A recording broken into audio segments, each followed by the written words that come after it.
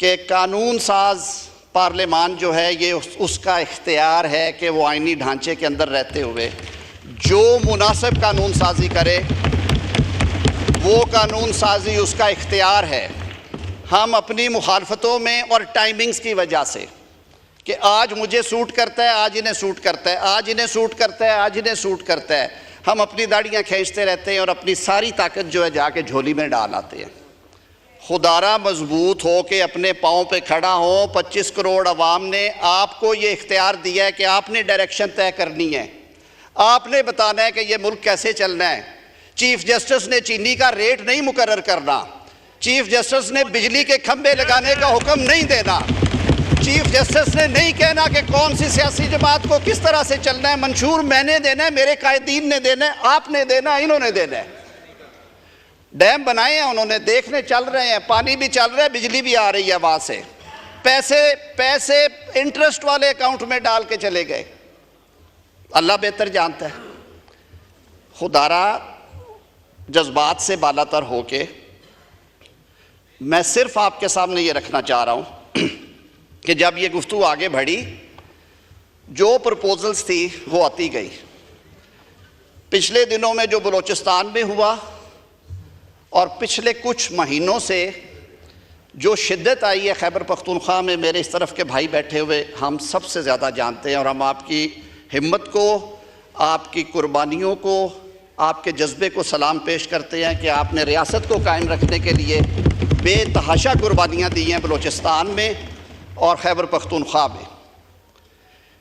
جب بلوچستان کا یہ اندوناک واقعہ ہوا ہے جس میں پنجاب کے غریب شہریوں کو سلوٹر کیا گیا، میں کہوں گا، اور ہمیں بالکل شرم نہیں آتی کہنے کہ جب بات یہ ہوتی ہے تو پنجاب کو بھی آواز اٹھانی چاہیے کہ ہمارے ساتھ کیوں۔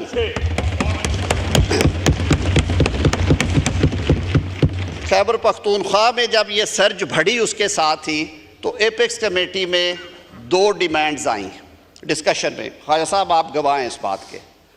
انہوں نے کہا کہ ملک جل رہا ہے، یہ تجویز ہم دے سکتے ہیں کہ ود سن سیٹ کلوز جیسا اے پی ایس کے بعد آپ نے دہشت گردی سے لڑنے کے لیے وہاں پہ خصوصی عدالتیں قائم کی تھی کہ ملٹری ٹرائلز ہو سکتے ہیں، وہ دیا جائے۔ وہاں پہ فیصلہ نہیں ہوا اور کہا گیا کہ ہم کنسنسس سے ہوگا تو کریں گے ورنہ نہیں کریں گے۔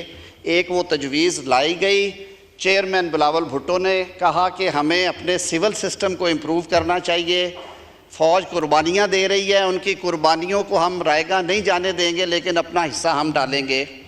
یہ بات ابتدائی طور پہ مالک بلوچ صاحب نے بھی کہی کہ یہ ٹائم درست نہیں ہوگا۔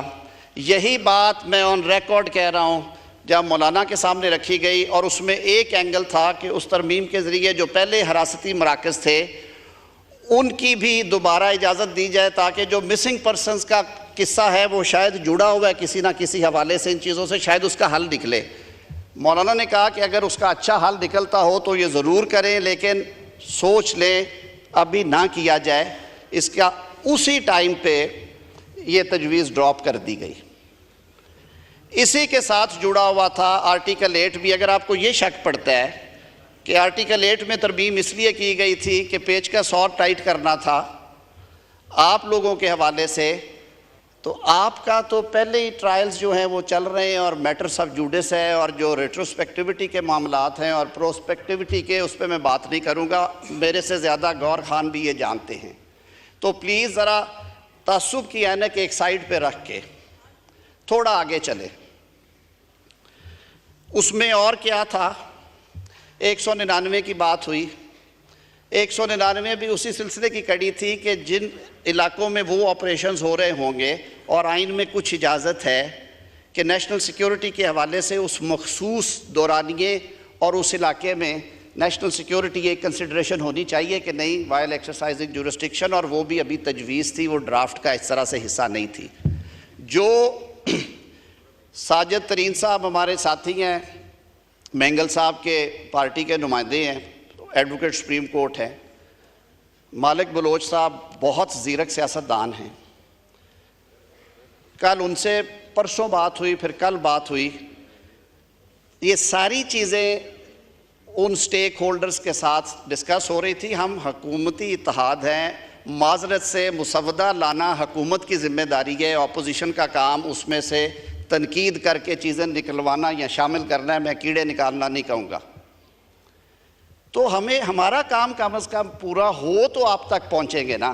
مین وائل ایک واقعہ ہوا, ہم دونوں اطراف نے اس پہ کسی نے تالیاں نہیں بجائیں, بلکہ ہم نے سر جوڑ کے بیٹھے کہ ہمارے کچھ شراکین کی گرفتاریاں ہوئیں, مینر درست نہیں تھا, ٹائمنگ درست نہیں تھی. اسپیکر صاحب ہم آپ کا شکریہ ادا کرتے ہیں, آپ نے ایک بولڈ سٹیپ لیا, ہم نے اس میں تھوڑا حصہ ڈالا. Credit goes to you, credit goes to you.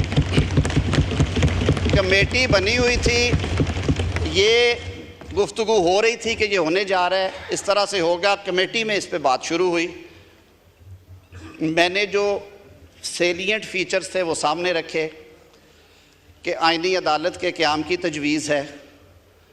فوری طور پہ جوڑ دیا گیا اس کو کہ جی جو چیف جسٹس ریٹائر ہونے جا رہا ہے صرف اس کے لیے ہو رہا ہے, اور یہ عدالت پہ اور عدلیہ پہ حملہ ہے.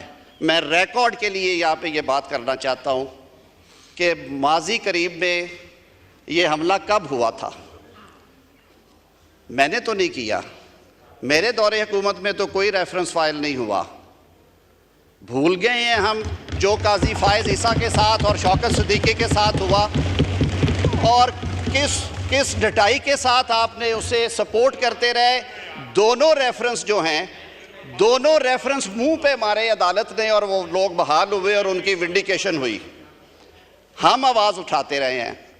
ایسی باتیں نہ کریں, کوئی ڈاکہ نہیں, کوئی چوری نہیں ہے, کوئی رات کا اندھیرا نہیں ہے. خواجہ صاحب نے کچھ فیچرز بتا دیے ہیں. بڑی بات یہ تھی آئینی عدالت کہ اس کی شکل کیا ہوگی. جناب اسپیکر, ایک چیف جسٹس اور جو ایک کانسیپٹ ہے ابھی تک کہ 7 یا 8 ججز ہوں, اور ہر وفاق کی ہر اکائی کی اس میں نمائندگی ہونی چاہیے. اور وہ کیا کریں گے, وہ جو سپریم کورٹ کی اوریجنل جورسڈکشن ہے 184 کی, اور جو سو موٹو کا اختیار ہے, جو الحمدللہ ہسپتالوں کے ڈسپینسروں کے پرفارمنس سے لے کے شیشے کی بوتل نکلنے تک استعمال ہوا ہے جہازوں سے, اس کو وہ ریگولیٹ کرے. کچھ 199 میں جو ہائی کورٹس اپنی اوریجنل جورسڈکشن ایکسرسائز کرتی ہیں, اس کی اپیلیں جو ہیں وہ اس عدالت میں جائیں تاکہ ایک پیرٹی رہے اور آئین کی تشریح جو ہے وہ ایک طرح سے ہو, ایک جگہ پہ ہو. وجہ کیا ہے؟ 60,000 سے زائد 61,000 کچھ 100 مقدمات ہیں سپریم کورٹ میں پینڈنگ ہیں اس وقت بھی. سپریم کورٹ کی جورسڈکشن کیا ہے جناب اسپیکر؟ فوجداری مقدمات سپریم کورٹ آتے ہیں لیو ٹو اپیل کے ساتھ, کئی دفعہ ایز اے رائٹ بھی آتے ہیں جب اوریجنل آرڈر ریورس ہوا ہو. دیوانی مقدمات آتے ہیں, بینکنگ سے نکلے ہوئے مقدمات آتے ہیں, کمپنی بینچز سے نکلے ہوئے مقدمات آتے ہیں, سروس ٹریبیونل کے مقدمات آتے ہیں, اور اس طرح کے اور بہت سارے, اور یہ آئینی بھی. ہم لوگوں نے اپنی کمزوریوں کی وجہ سے ہم اپنے پولیٹیکل ایشوز بھی ہر وقت ہماری خواہش ہوتی ہے کہ وہیں پہ جائیں اور وہیں پہ سیٹل ہوں, کیونکہ ہم اکٹھے بیٹھ کے حل نہیں کر سکتے. ہم نے اپنے آپ کو کمزور کر لیا ہے. ہم نے نادانیاں اتنی کی ہیں کہ آپ نے اپنی ساری طاقت, اپنا سارا اختیار دیوار کے اس پار دے دیا ہے. کچھ اس پار ہے, کچھ اس سے آگے ہوگا. میں بڑی کھل کے بات کر رہا ہوں. یہ کب واپس آنا ہے؟ جب آپ نے اپنا اختیار استعمال کرنا شروع کرنا ہے, اور وہ اختیار ایک ہی ہے, وہ قانون سازی کا ہے. آپ وہ قانون بنائیں جس کا فائدہ لوگوں کو ہو. میں تو ابھی ضابطۂ فوجداری کا ایک پیکج لے کے آ رہا ہوں جس میں 90 ترامیم ہیں, آپ کے سامنے رکھوں گا. اریسٹ ڈیٹینشن سے لے کے FIR کے اندراج سے لے کے چالانوں کے داخل ہونے سے لے کے پروسیکیوشن کے رول سے لے کے بے گناہ لوگوں کو ضمانتوں کن گراؤنڈز پہ ہونی چاہیے اس میں آسانی کرنے سے لے کے ٹرائلز کی ٹائم لائنز کے 1 سال کے اندر ٹرائل کمپلیٹ ہوگا ورنہ اس جج کے خلاف تادیبی کارروائی ہوگی. یہ ساری چیزیں اس کا حصہ ہے. اس آئینی پیکج میں بھی بار کاؤنسلز اور بار ایسوسیشنز کا ذکر ہوا. اسد قیصر صاحب، اللہ کا بڑا فضل ہے مجھ پہ، میں یہ پیکج لے کے میں چیلنج کرتا ہوں، آپ میرے ساتھ چلیے، جس بار ایسوسیشن اور کاؤنسل کا آپ نام لیں گے، یہ پیکج اگر وہاں سے ڈیفیٹ ہو میں جواب دہ ہوں گا. اب اگر یہ کہا جائے کہ جو تجاویز آئی تھی ان کو آپ وہیں پہ آگ لگا دیں اور کنویں میں پھینک دیں، یہ ممکن نہیں ہے. وہ تجاویز جب اس کو لے کے آنا ہے اس وقت اگر ہوتی تو ہم ذمہ دار ہیں کہ حکومت چاہتی ہے کہ یہ بھی کر دو، حکومت چاہتی ہے یہ بھی کر دو، حکومت چاہتی ہے یہ بھی کر دو. آئینی عدالتوں پہ، جوڈیشل کمیشن میں پارلیمان کے افیکٹو رول پہ، سپیریئر کورٹس کے ججز کی اکاؤنٹیبلٹی کے فلاڈ ہونے پہ اور ان کی کارکردگی کو بہتر کرنے کے لیے ایفیشنسی کو مس کنڈکٹ یا ریموول کی گراؤنڈ بنانے کے لیے پاکستان کی وکلا برادری پچھلے کئی سالوں سے مطالبے کر رہی ہے. I am part of Pakistan Bar council.